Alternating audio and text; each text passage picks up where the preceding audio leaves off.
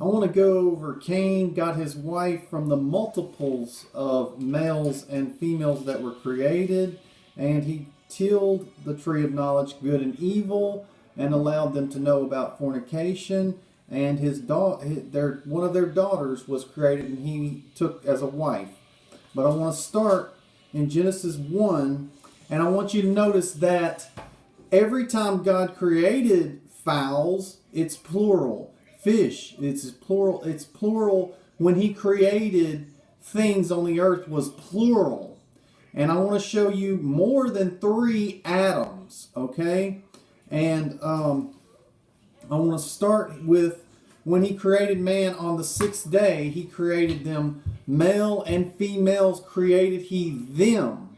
And then that's reverberated so that you know it was multiples. Over in chapter 5, verse 2, he said that he created them in his likeness, and he created the male and female, created he them, and blessed them, and called their name Adam. Their name Adam. Their name Adam. And I'm going to show you multiple Adams, okay? And he created multiple of fish and birds and things, so he made multiple men as well. So in chapter 2, it discusses the first Adam I want to discuss with you. He's the one that proclaimed that women should be called women, and that was able to be carried on because it says also, a note that when he formed him out of the dust of the ground and breathed into his nostrils, he became a living soul. And in the New Testament, I'm going to bring this up. The first Adam was a living soul. The second Adam was quickened with the Spirit, and I'm going to show you that was Noah.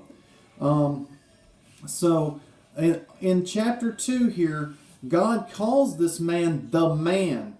And then he changes in verse 19 and calls him Adam, which we know as human. It's not a name that just like picked up like Jared or whatever. It's not a name like that. It means human, okay? So that's significant as well in that there's multiple Adams.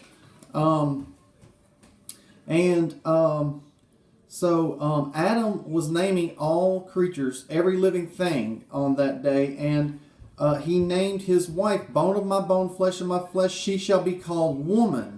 And for out of man she was taken. And there were multiple men. He made them male and females, created he them, okay? And like I said, he called their names Adam. So, and it says that they were both naked, and the man and his wife were not ashamed, okay?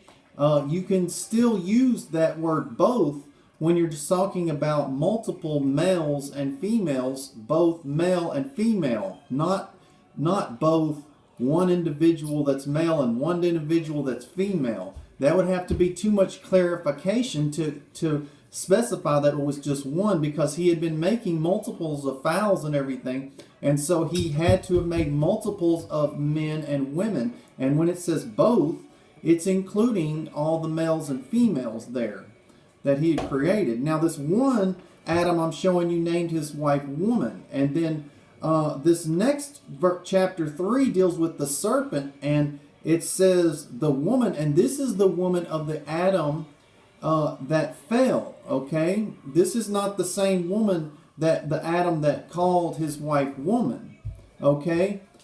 This one is the one that fell, and eyes were open and knew good and evil. And by knowing evil, they knew fornication. And that's why it says that this Adam called his wife's name Eve, because she was the mother of all living. So he specifically called his wife Eve because she was the mother of all living, because she knew about evil and fornication and was the first to know this. And they immediately have children here 4 verses later in the next chapter. But also I want you to note that they were driven out of Eden, and cherubs and a flaming sword was guarding the way of the tree of life because of all the other males and females. You have to admit this to yourself, that you've always pondered this. Why would he have to protect it if he had already driven them out of the garden, okay? you've always pondered that. This is the truth that I'm telling you. There are no other YouTubes that have this truth. All the YouTubes have that God intended us to sleep with our kin, and then he's so weak as water, he changes his mind and says no, that we can't. And they try to put you have faith in them, and say, oh, I believe that the race was so pure we could interbreed. And that is not a proven fact, and there's no way you could ever prove that as a fact, that at one time we could interbreed, okay? And that even that God allowed that, and is so weak as water, he changes. So I'm telling you the truth here. After they were driven from the garden, they bore children. And the first child was Cain. It's noteworthy. He was a tiller of the ground, and he grew the tree of knowledge of good and evil, got it out to the other Adams. And that's how, at the end of this chapter, he goes to Nod, gets his wife. She's a child from one of these men he had sold the tree of knowledge of good and evil to. And there's some more interesting stuff covered, but I'm covering the multiple Adams.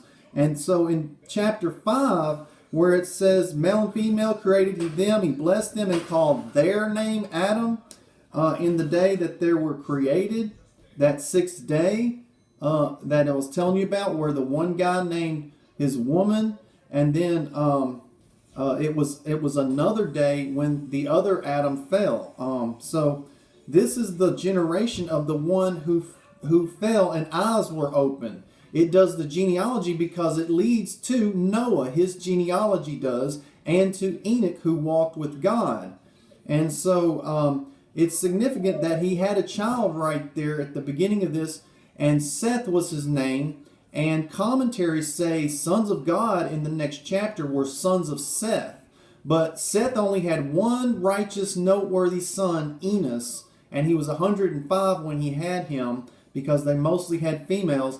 And the other children were not noteworthy righteously. They didn't lead up to having Noah or Enoch. This child, Enos, was the righteous one. And then and so he only had one son that was righteous. And then also it says that he was in the likeness of Adam's image, in his image, not God's image. Okay, so that dilutes the commentaries' information that they have, and it allows you to know that in this, after he created Noah to comfort, his name comforts us for the labor and the toils of our hands. And note that with Adam's curse in having to grow the tree and eat of the tree, and sorrow, thorns, and thistles, but people say, oh no, he's having to cultivate, and that's not true. We were blessed through Noah. It's a blessing that Noah's blessing is. So look into that and compare it with Adam's curse, because they're in the same lineage together. And okay, and then chapter 6, the sons of God saw that it mentions the sons of God, and then it says, my spirit would not strive with man. And so then it says there were giants in those days, and these are the other Adams I'm telling you about. The giants, plural. So there's more than 3 that I'm showing you. I'm showing you these Adams because they were in the earth at this time. The sons of God did not come down, and Adam didn't miraculously have giants in his lineage like they want you to believe. He could have giants, or he could have anything he wanted. That wasn't true, because then it says the sons of God came into the daughters. This is after it mentions there are giants in the earth. That the sons of God went to the daughters, and their children the same became mighty men, men as were of old, men of renown or notoriety. And this is a good word. And instantly God praises Noah's generation. So the women that Noah took and his sons took and his sons, they all had this spiritualism in them, that God said he didn't have enough spirit to strive with this man who I told you is a living soul. And when God, in chapter 2, he's a living soul. And in the New Testament, it says the first Adam was a living soul. So, but he praised his generation. He was perfect in his generation. And he said, I will establish my covenant with thee and thy sons. And that means everyone that is ever going to live is in this covenant. not just Israel. And so the Jews would have you to believe that's only with Israel, and then other people will have you believe it's only with their church, and that Jesus is the head of just their assembly. And so that's not true, because there's one body and everyone is in that body, and there's no distinction in those verses that it happens to be at a building down here, and so then he made a new chapter where he praises the righteousness again of Noah. So Noah's generation, I want you to see, was praised for spiritualism 3 times. And so that's what makes him, he's also the last man of that beginning world, and he's the first in the new world, and he's considered to be an Adam because Adam was a first man creating a world, and Noah was a first of 8 to create a world. And so you have these 2 individuals that created a world with their seed and with multiplying and reproducing, and that's why they're considered Adams. And so now I'm going to take you to 1 Corinthians because they use this passage, 1 Corinthians 15, to say that Jesus is the last Adam. But Jesus never started at earth with his seed. In fact, it's prophesied all these times that he's without spot and blemish, and he is without sin, and that word means virgin. And so when you look into it, Jesus never reproduced, so why would they call him an Adam? Ask yourself that. Why would you call him an Adam? And then he's not starting a world like that. And you can't say that heaven is a world he's starting. Because you have to consider Noah started in earth, and his generation was praised 3 times of the spiritualism. Now, I take you to this verse in Corinthians, and it's talking about us and our glory and the stars' glory, and it relates it to us, celestial bodies, terrestrial bodies it's mentioning, and Abraham's seed is to be counted as the stars. That as many as there is, tons of stars. Not as or like, as Israel was referred to as being as or like the stars. That is not a fulfillment of the prophecy. Israel is not, because he said count the stars. Note that in your Bible. And he's talking about the first Adam was a living soul, and the second was a quickening spirit, was quickened. And he said first is the natural body, and then the spiritual and the heavenly. So it specifically says where I showed you that sons of God came down, these angels, and the Bible talks about angels who left their first estate and are held under darkness. And the book of Enoch says that they're held in a mountain and their names.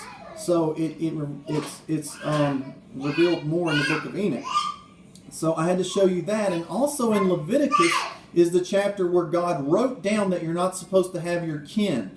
And he is not weak as water and just decided to change his mind. He has always not wanted us to have our kin. All those men that were created, the one that named him wife, woman, all those men, and the one that named his wife Eve, the mother of all living, and the giants, all those men, those Adams that were created, all of them were created in the beginning to help procreate the earth, and their wives had a rib taken from them, so they knew their wife, they knew who she was.